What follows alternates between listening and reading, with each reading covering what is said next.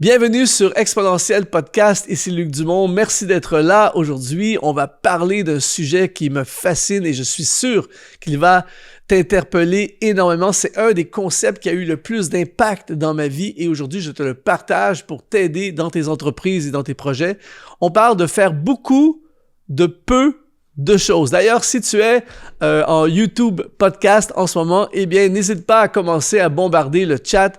Écris, je fais une chose, le plus important, la chose la plus importante. C'est ce que nous allons parler aujourd'hui.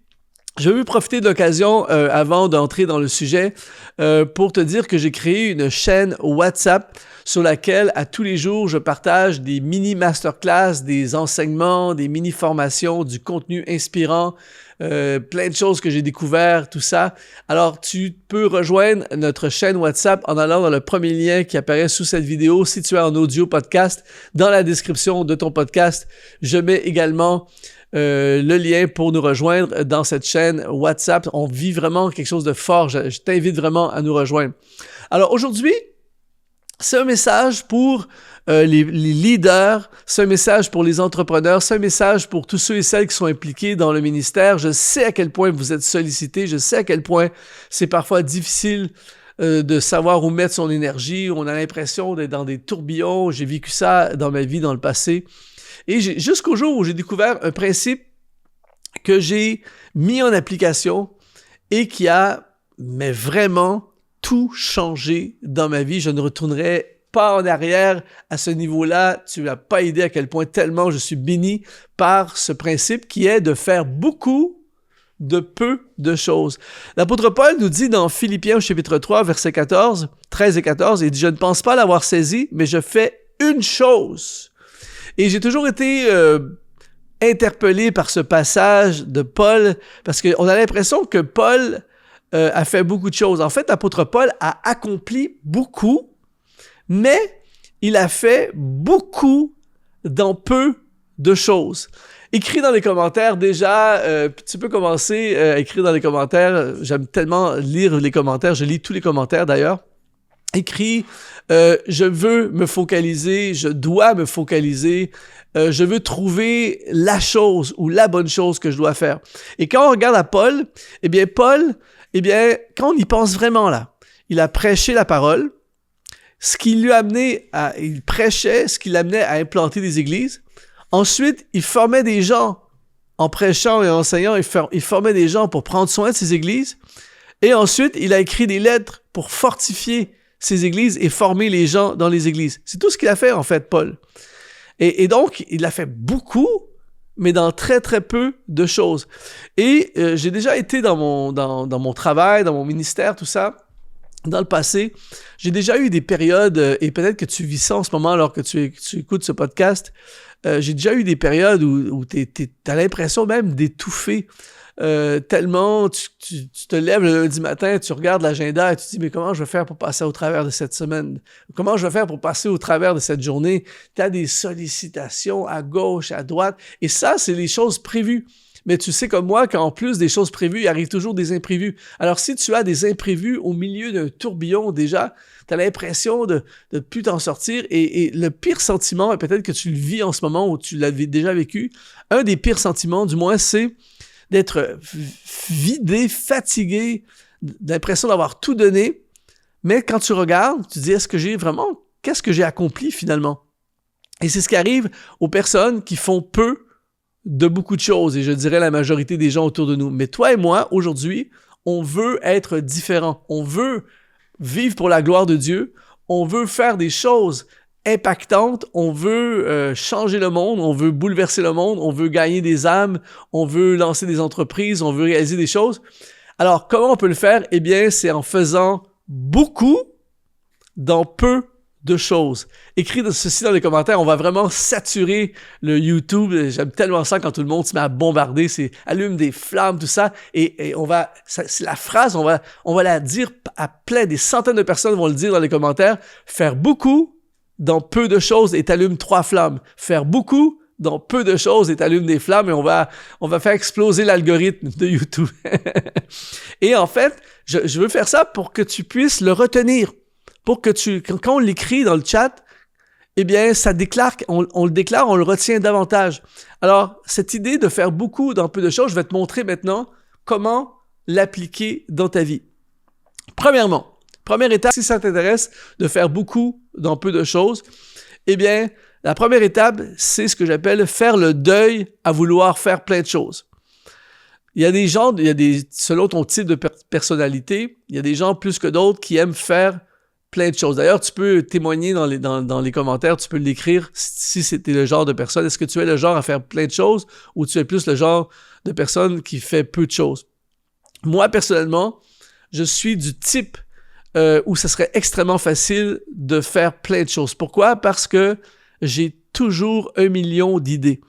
Et je me souviens quand j'ai commencé dans le ministère, tout ça, j'avais envie de faire plein de choses. Et j'ai fait plein de choses jusqu'à un certain point, évidemment.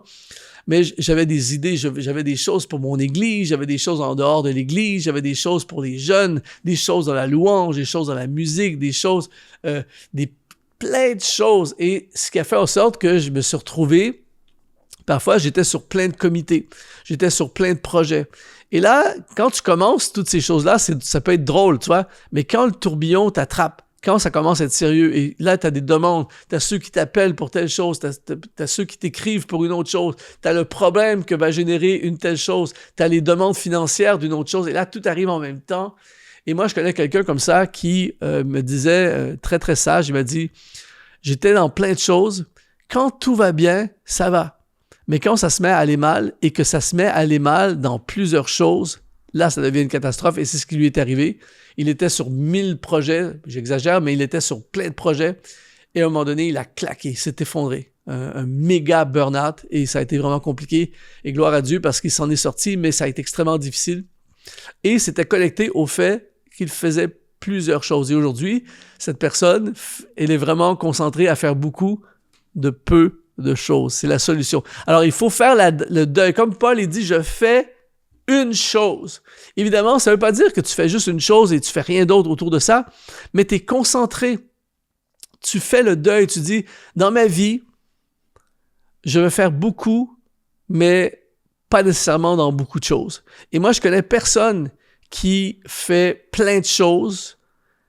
En fait, de loin, parfois, tu regardes des gens qui font plein de choses, ça a l'air beau, ça a l'air super, mais quand tu t'approches et tu vois la vie de ces personnes-là, tu vois les problèmes de ces personnes-là, tu vois l'impact sur la santé mentale, physique, tout ça, et est-ce qu'ils sont vraiment heureux, ces personnes-là? Je pense pas que ceux qui se font plein de choses et qui sont pris dans une spirale infernale, je pense pas qu'ils peuvent te dire c'est formidable. Et c'est souvent, ça commence par des bonnes intentions à vouloir faire plein de choses. Alors, je ne sais pas, alors que tu écoutes ce podcast, tu regardes ce podcast, peut-être que tu es en ce moment dans une spirale. Peut-être que tu es dans un tourbillon. Mais aujourd'hui, tu peux dire, ça suffit, les choses vont changer. D'ailleurs, ce serait une super phrase à écrire dans les commentaires. Ça suffit, les choses doivent et vont changer. Et ça commence par une décision. Et moi, c'est ce qui m'est arrivé. Un jour, je me suis dit, ça suffit, les choses doivent changer. Je ne peux pas, je suis supposé servir Dieu, je suis appelé à servir Dieu. Donc, quand tu sers Dieu, tu es dans le ministère, il faut que tu sois épanoui, il faut que tu sois heureux, il faut que tu sois frais, on dit en anglais fresh. Il faut que tu aies envie d'être avec les gens. Il faut que tu sois dans la joie. Paul dit, réjouissez-vous toujours dans le Seigneur. Il faut que tu sois en forme, il faut que tu sois en santé, il faut que tu sois à ton meilleur. Et tu peux pas être comme ça et être inspirant pour les gens autour de toi si tu es dans une spirale infernale et que tu n'arrives plus à fonctionner parce qu'il y a trop de choses, tu es stressé à fond, tu es dans le stress, dans l'agressivité, dans la colère, tout ça, parce qu'il y a trop de choses, dans l'impatience. Il y a un moment donné où il faut dire « ça suffit, les choses doivent changer ». Peut-être que c'est ta parole pour toi aujourd'hui, « ça suffit, les choses doivent changer ». Le problème, c'est que quand tu pousses ceci trop loin, eh bien, non seulement tu peux faire plein de choses, mais tu peux plus faire grand-chose. Alors que moi, ce que je propose aujourd'hui, je ne propose pas d'arrêter. Je propose de faire beaucoup, mais dans peu de choses. Donc, la première chose, c'est faire le deuil à vouloir faire plein de choses. L'émission que tu regardes en ce moment est rendue possible grâce à des sponsors qu'on appelle les activateurs de destinée. Si tu veux toi aussi nous aider à continuer à diffuser ces émissions pour rejoindre le plus grand nombre, eh bien, tu peux aujourd'hui devenir un activateur de destinée. Tout ce que tu as à faire, c'est d'aller dans le lien qui apparaît dans la description de cette vidéo. De retour à ton émission. La deuxième chose, c'est faire ce que tu fais le mieux. C'est ça qui est glorieux de cette façon de faire les choses, de faire beaucoup dans peu de choses. C'est qu'à ce moment-là, tu peux choisir uniquement de faire ce que tu fais le mieux. Communément, ça veut dire être dans ton couloir. Ça veut dire être dans tes dons, dans tes talents. Ça veut dire être dans ton appel. Ça veut dire être dans ta zone de génie. Être dans ce que tu aimes le plus faire. Et moi, je suis une preuve que c'est possible. C'était pas comme ça avant. Je faisais peu de beaucoup de choses jusqu'à ce qu'un jour je dise ça suffit, les choses doivent changer. Et là, j'ai fait le deuil de que je ferais plein de choses et je me suis concentré à peu de choses, mais beaucoup de ces choses. Et là, c'est génial parce que je suis toujours en train de faire des choses qui me passionnent. Je suis en train de faire ce que je fais le mieux. C'est très, très rare que je sois impliqué dans quelque chose que je fais mal. Et crois-moi, il y a 1 million de choses que je ne réussis pas et que je ne sais pas faire bien. Mais ça ne me stresse pas parce que je suis focalisé sur ce que j'aime le plus, sur ce que je fais le mieux, sur ce que le Seigneur m'appelle à faire et dans ma zone d'excellence, dans ma zone de génie. Et la bonne nouvelle, c'est que c'est possible pour toi. Peut-être que ce n'est pas possible de passer du tourbillon à ceci du jour au lendemain. Et si tu suis mes enseignements, tu sais que je ne suis pas un promoteur des trucs du jour au lendemain. Il y a des transitions, il y a des décisions, il y a une préparation, il y a une évolution. Mais tu peux prendre la décision, par contre, tu peux dire aujourd'hui, ça suffit, les choses doivent changer, je veux faire beaucoup dans peu de choses. Et là, tu prends cette décision, et là, tu dis, parfait, maintenant, on va commencer à enlever tranquillement, on va enlever des choses pour en venir à peu de choses. Et là, quand tu as trouvé ce peu de choses, tes dons, ton appel, ta zone de génie, ton couloir, ce que tu aimes le plus, ce que tu fais le mieux, et là, tu capitalises à fond, all-in.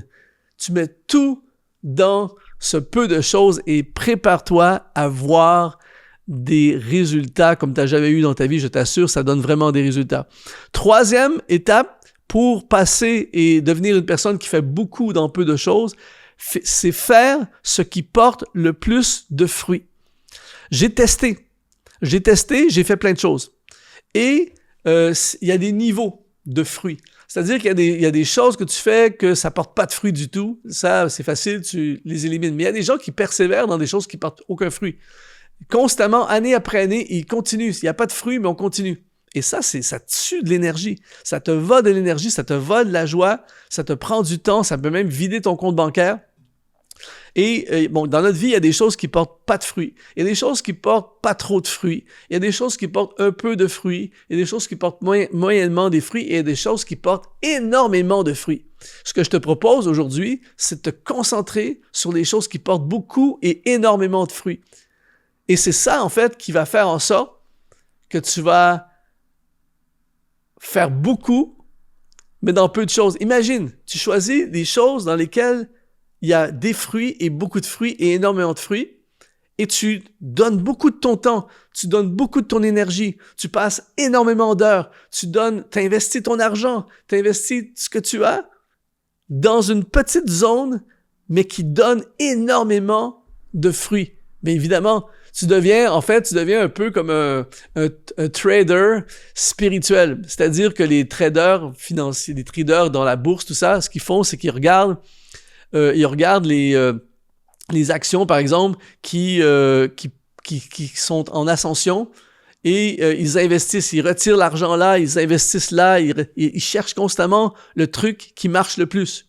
Eh bien, c'est la même chose pour toi, mais spirituellement dans ta vie. Tu cherches les choses que Dieu t'accorde sa faveur et qui donne le plus de fruits et tu capitalises là-dessus en abandonnant tranquillement les choses qui portent de moins en moins de fruits et celles qui ne portent pas de fruits. C'est sûr que si tu fais beaucoup dans peu de choses qui portent beaucoup de fruits, tu auras des méga fruits. La quatrième chose, et celui-ci c'est un des plus importants pour pouvoir vivre cette expérience, c'est faire uniquement ce que Dieu te demande de faire. Comme je t'expliquais, j'ai testé. Et dans la saison de ma vie où j'ai fait plein de choses, eh bien, je réalise aujourd'hui avec un recul que il y a plein de choses que je faisais que Dieu ne m'a jamais demandé de faire. C'est moi qui s'ai demandé de faire ces choses-là. Parfois, c'est notre ambition. Parfois, c'est un désir de prouver. Parfois, c'est la pression des autres. Parfois, c'est juste un désir personnel. C'est pas toujours quelque chose de mauvais. Mais il y a toutes ces choses et au milieu de toutes ces choses, tu serais très, très surpris si tu savais exactement ce que Dieu te demande de faire. Et parfois, ce que Dieu nous demande de faire, c'est pas tant que ça. Mais Dieu sait que si on fait ce qu'il nous demande de faire, il va y avoir des fruits, il va y avoir des résultats.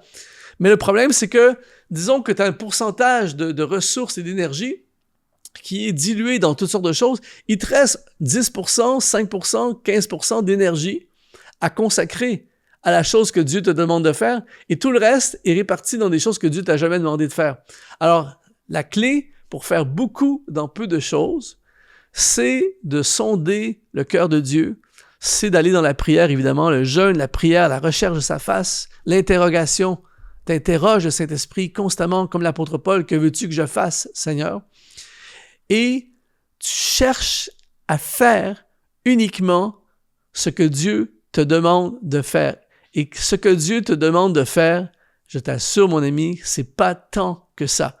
Par contre, il te demande de te donner corps et âme à ce qu'il te demande de faire. Et c'est là, faire beaucoup, dans peu de choses. Et la cinquième étape, finalement, c'est pour pouvoir vivre, de faire beaucoup de peu de choses, c'est avoir des objectifs audacieux, mais dans peu de choses. C'est la seule façon d'accomplir des objectifs audacieux, c'est de les canaliser dans peu de choses. Et c'est ça qui est merveilleux de cette façon de vivre. C'est-à-dire que tu peux dire, par exemple, mon objectif, disons que tu es dans le ministère, eh bien, j'ai un objectif audacieux d'implanter 10 églises. J'invente un scénario.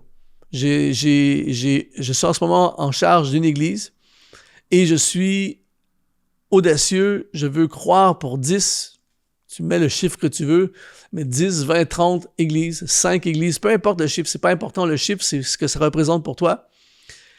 Mais par contre, pour accomplir cet objectif d'implanter 5, 10, 15, 20 églises, ça veut dire que non à tel comité, non à tel programme, non à tel projet, non à tel truc, non à tel voyage, non à tel... Je ne m'impliquerai plus dans toutes sortes de directions. Je vais me concentrer à former des gens. Je vais m'investir à fond à inspirer des gens, former des gens et envoyer des gens et les équiper pour qu'ils puissent aller dans ces implantations d'églises. Tu vois? Et ça risque d'arriver parce que tu vas être complètement corps et âme dans peu de choses, mais tu vas en faire beaucoup dans ces peu de choses. Et là, tu peux prendre ce principe et l'appliquer dans toutes sortes d'autres domaines de ta vie qui te concernent, toi personnellement. C'est ce que personnellement, moi, j'ai fait. Je suis très occupé dans une semaine. Je fais pas mal d'heures dans ce que je fais, mais tu serais surpris de voir à quel point c'est dans très, très peu de choses. Je ne fais pas plein de choses. Je fais énormément de contenu, vidéos, livres, formations. Ensuite, qu'est-ce que je fais? Je me prépare, j'étudie, je fais des livres, des formations, des vidéos. Je parle devant un public de mes livres, de mes formations, de mes vidéos. Je réétudie, je reprends le micro, je fais des vidéos, des formations, des livres.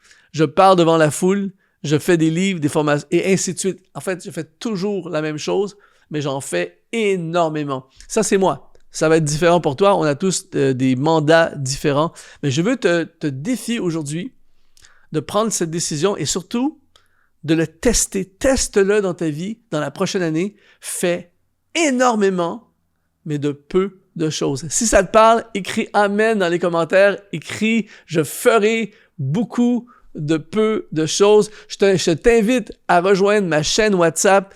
Le lien est sous cette vidéo ou dans la description de l'audio podcast. Rejoins la chaîne WhatsApp Les Exponentialistes, des inspirations, des capsules à chaque jour dans ta boîte WhatsApp. Merci d'avoir été là jusqu'à la fin et je te dis, sois exponentialisé.